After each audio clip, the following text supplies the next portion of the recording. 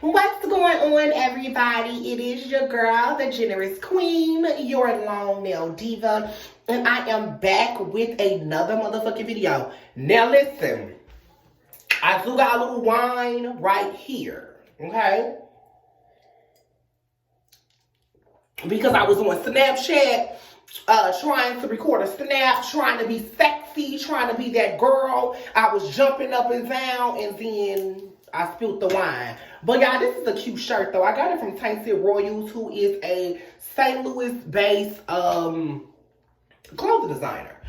Anyway, you guys, I am back with another video. Now, this is going to be a different video for my type of followers or whatever. You guys, I have just a second. Want to make sure my lips ain't dry. I don't want y'all talking shit. I'm gonna make this video real quick. Okay. So if you guys don't know, I am in sponsorship with a show called Chasing Dallas.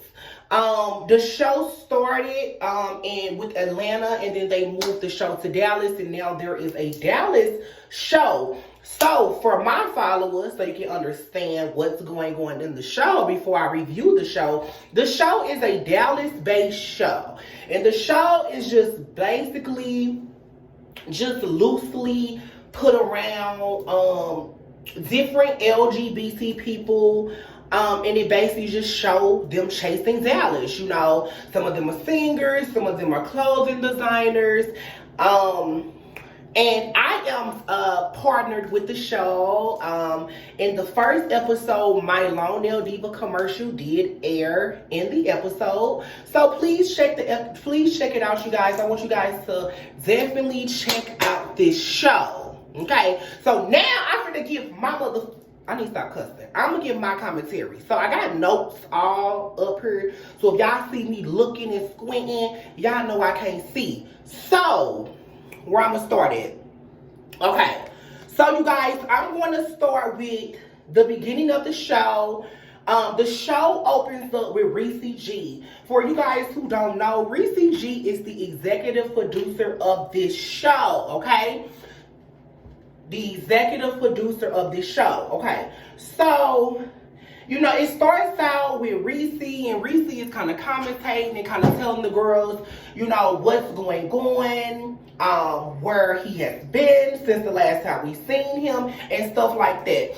Now, in the opening, Rizzy was like in like this like Ram truck, and a lot of people had a lot to say about him being in this Dodge Ram truck. Now,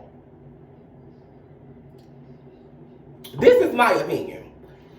I don't really give a fuck if Rizzy pulled up in a Dodge Ram or if he pulled up in a Mercedes Benz. Because at the end of the day, the girls that we follow, the girls that we look up to on Love and Hip Hop and all that, they cause to be rented. You got what I'm saying? So we gotta stop living in this materialistic type way of thinking. You know, I had to get myself out of that. And then granted, in the beginning, I did kiki. Because I was like, Rizzy. You know, but at the same time, I have saw people that drive Toyota Corollas and be rich. Okay? Okay. So Rizzy pulls up to his motherfucking counseling session or therapist. That's what's up. I need to actually go start seeing a therapist my motherfucking self. Okay. Now, Rizzy. Now, I did not like the confessional when Rizzy had on like the little glitter thing over his head. I ain't really like that. I ain't really like that. But Rizzy, that little black number you had on that came up your neck with the burgundy or red hat, sickening. Bitch, that was your look. Okay? That was sickening. Okay, that's it with this card. Okay. So let's move on from there. Okay, so now I'm going to get into the cast a little bit. Okay, so let's start off with George. So they introduced George to us. George was not on the last season, okay? He's a new cast member. Now, I don't know how to feel about George. To me, I actually have a friend named, well, I have a friend that reminds me of George. So I kind of know, I would know how to deal with George. George, I don't think George is a, and I'm not going to call him Georgina. I ain't even going to try it. But George,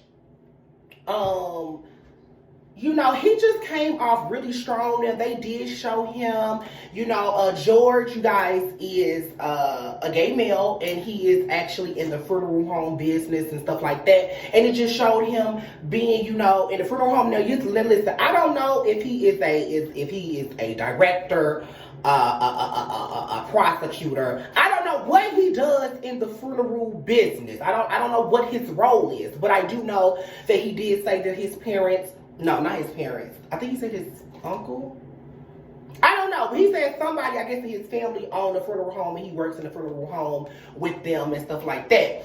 Now, let's talk about, and I love the way, and honestly, like, I've always, like, told my friends that, like, I've always wanted to invest money into funeral homes, like, when I make it and stuff like that, and I would love to talk to George about that, because the funeral home business it's a lot of money in it, mainly because someone is going to always motherfucking die. That's just what it is. And I like the way George dressed. I do. I love to see guys dressed like that, you know, because I feel like there's more to dressing than just tennis shoes and jeans. Like, you can really dress up, you know. Let's talk about Ariel. So Ariel is a trans woman in Dallas, Texas, and she is a seamstress to the stars. You know, that's what she said. You know, she's a seamstress to whoever can afford her fee. That was her exact words. Let me get her words right. Let me get it right. I think she is very pretty. I liked her first confessional look. She had on, I think it was a red type thing, but it was like kind of like kind of cut up in here, so you can kind of get a little cleavage, a little titty. It was really nice. I definitely like her sense of humor. You can pick up on Ariel's sense of humor really quickly. I definitely think she's made for TV. You get what I'm saying? Now, did I like the way she shaded King Kane? No, but I'm gonna talk about that later. Okay, that's that. Okay, who else I'm gonna talk about? Rizzy versus Aubrey. Okay, let's go here. Okay, you guys, let's actually go. I want to talk about the scene where Dior meets Ariel. Now, apparently, Dior and Ariel have been knowing each other. They have both worked on T.S. Madison before, and some of my followers probably don't know. If you don't know who T.S. Madison is a huge transgender celebrity. She's probably one of the most famous black trans women out right now. Look her up, T.S. Madison. Okay, and also, let me just throw this in here. We met Dior. Dior is a hairstylist down in Dallas. I would definitely like to use some of his services, possibly, when I come to Dallas. And you know, I can't really say much about him because I don't really know much about him. So as the show progresses, I think I would probably gain more of an opinion about him.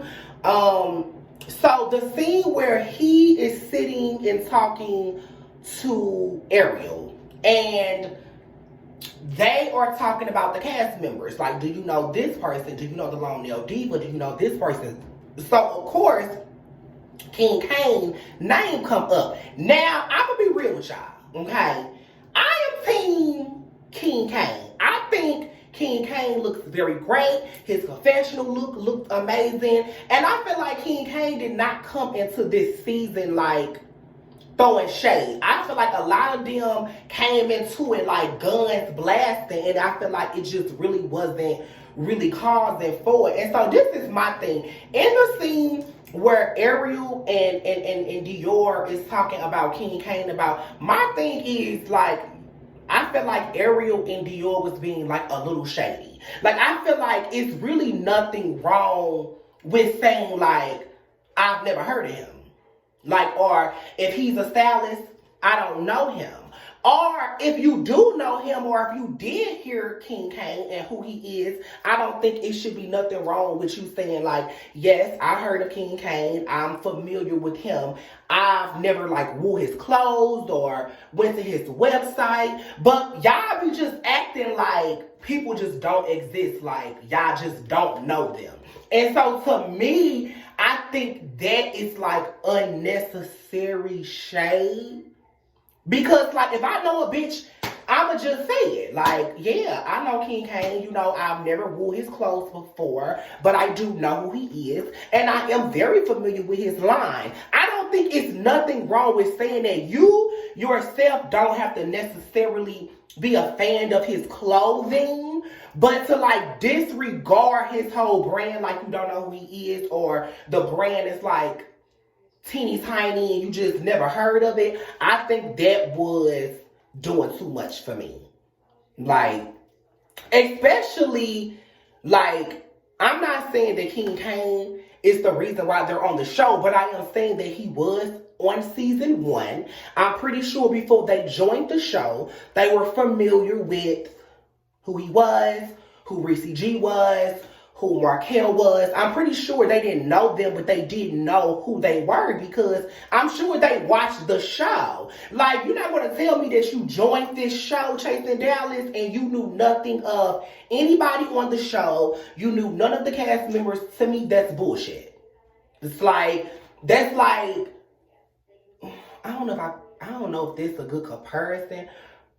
I ain't gonna say it. But I was gonna say that's like joining Love and Hip Hop and not kind of knowing like who Jocelyn is. Like, not saying that he's the Jocelyn of the show, but I'm just saying like a comparison. Like, you knew, like, you knew who he was. So it's like, no shade. Both of y'all knew who he was.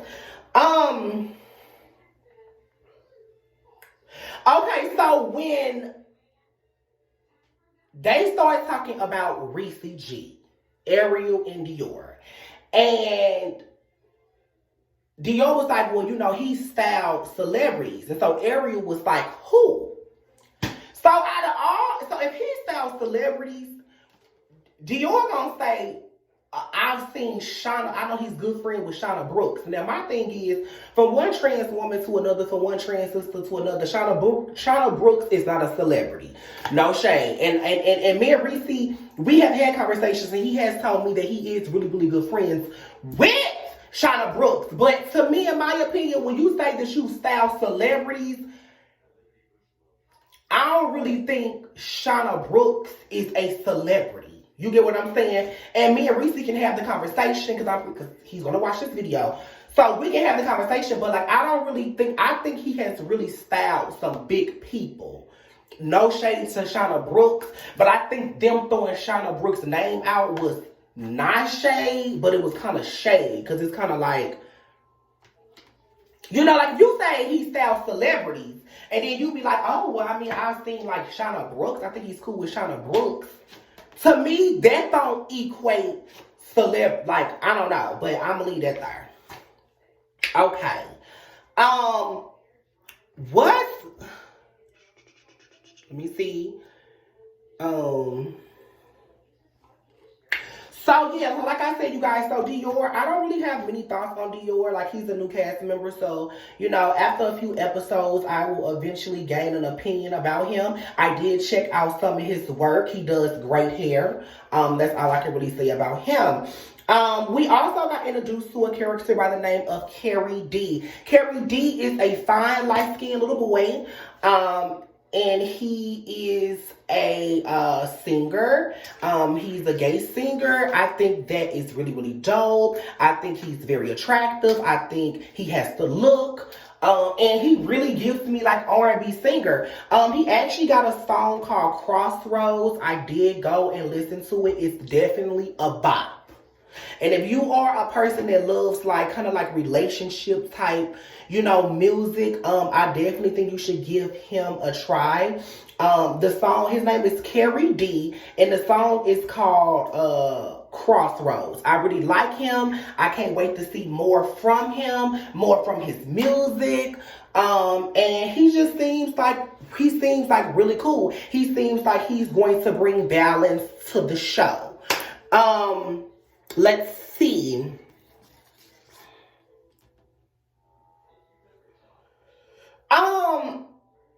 Okay, so this kind of follows this. Okay. So I'm going to move on to the tattoo scene. So we also get introduced to another cast member by the name of Trey. Trey is he's a tattoo artist or whatever. I actually know of him. I actually used to follow this particular person on Snapchat. And I know a couple of friends in Dallas that actually knew who he was and was familiar with him before the show actually aired. I think it's really dope. Which he pulled up in a motherfucking Mercedes. And that's what I'm talking about. I do live for me a good Mercedes. He pulled up in a Mercedes. Okay, so they get there. And just out the gate, George seems very uncomfortable. Like in his confessional, he was giving like the shop was in the hood and it was ghetto and all the things. It's like, girl, you joined Chasing Dallas. So like, no shade to Chasing Dallas, but like, girl, you joined Chasing Dallas. Like, girl, we're not gonna act like, you know what I'm saying, like you joined like a YouTube-based show that can potentially and have the potential to go mainstream, but you're not going to come on this show and then just act like you're just all the way up here. Because if you was just all the way up there, then why would you join the show in the first place? Like, if you was all the way up there, you wouldn't need the show. You get what I'm saying? So he come in, I don't know if he said it was hot in there, but I know he definitely said it was in the ghetto. He definitely said it was a little, it was a little. And what I wanted George to do was just come in there and like just really come with a level-headed. To me, and I've never been on a show, so I don't know how I would react. But to me, George gave me thirsty. He gave me like begging for camera time. Like, that's what it gave me. It gave me like, if the cameras was not there, he wouldn't have made some of the comments that he made. You get what I'm saying? That's why I understood what King Kane was saying. Because it's like, a bitch won't know you. Like, when it's time to shade you, a bitch won't know you. But it's like, girl, like, you know who I am, though. But it's like, now that you're trying to be shady, you know what I'm saying, girl, you don't know who I am. I didn't really like that, bitch. You knew who King Kane was, and you knew exactly what he did. And you also knew who Aubrey was, because Aubrey, who is not a cast member on this season, was a cast member on the first season. And from what I hear, Aubrey is kind of well known down in Dallas for doing hair and stuff like that. And then King Kane said that they all kind of know each other. So it's like, I was kind of confused. I was kind of like, well, King Kane, like, do you like do y'all know each other or don't y'all know each other? Now when George went in the back with Markel and Trey calls him the Undertaker, that was hilarious. When he called him the Undertaker, because when he be getting the bodies, dead folks and stuff, that was some funny shit. That was funny as shit. Rizzy versus Aubrey. What's really the issue? Like, what's really the issue? Like, between Rizzy and Aubrey, because they was friends, and then what is the okay? So then they show, and so this is my question for Rizzy G. Like Rizzy, like, when you fall out with people, do that mean that like you kick them off the show? Like, are you being like very Shawnee O'Neal, like a hoe can't have conflict with you before you before they get kicked off the show. Because if that's the case, I don't like that. I feel like executive producers should not be executive producers if they cannot like do the conflict thing. And like I feel like if you're an executive producer, I should be able to give my thoughts on what you did, tell you if you was a fucked up ass bitch, and not have to worry about losing my job. So Rizzy, is that really the case down there at Chasing Dallas? Because from the preview from the season, what was the other boy name that was a cast member? He's brown skinned, he's tall, he's also attractive. What is his name? It's not Markel. What is that boy name? But he said something like, if y'all just getting close to her to be on the show, it'll backfire. So then that made me think like Rizzy, like when you get mad at people, do you not like want them to be on the show? Because I feel like if that's the case, then you should be more so a executive producer and not a talent. If people can't have conflict with you without you possibly kicking them off the show, I don't know. I'm not there. I'm just a viewer. This is just my opinion. Yeah, okay, so I'm going to just give, okay, so my thoughts on Markel. I really don't have any thoughts on Markel. I wasn't really like, I'm not going to say I was not a fan of Markel's, but like, I don't know. King Kane, my favorite. I look forward to seeing more from Trey and what he does with the tattooing and his entrepreneurship and stuff like that. So I'm going to just go over the cast.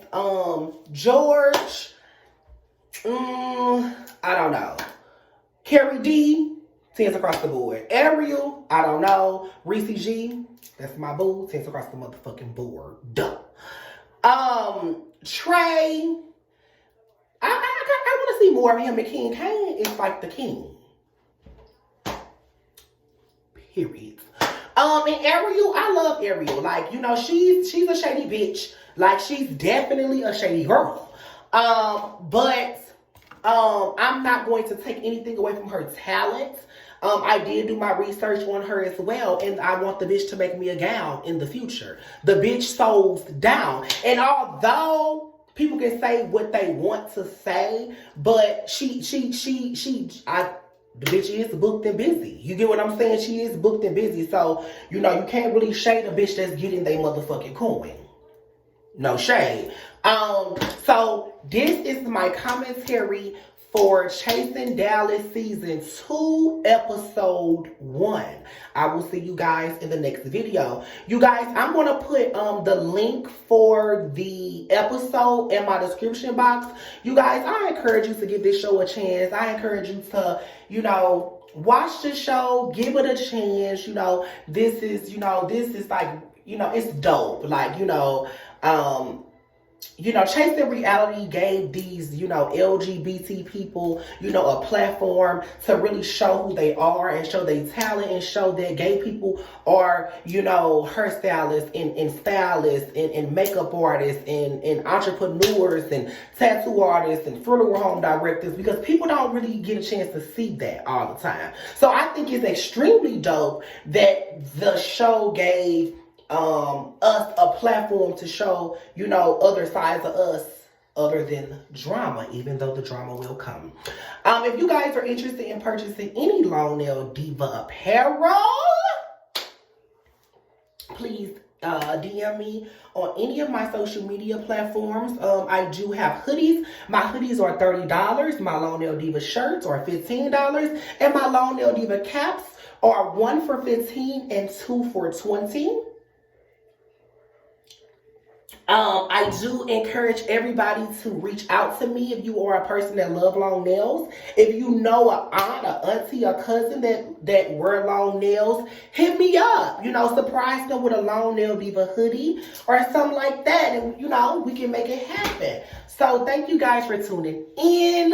I am your Long Nail Diva, the generous queen, and I will see you in my next video. Bye.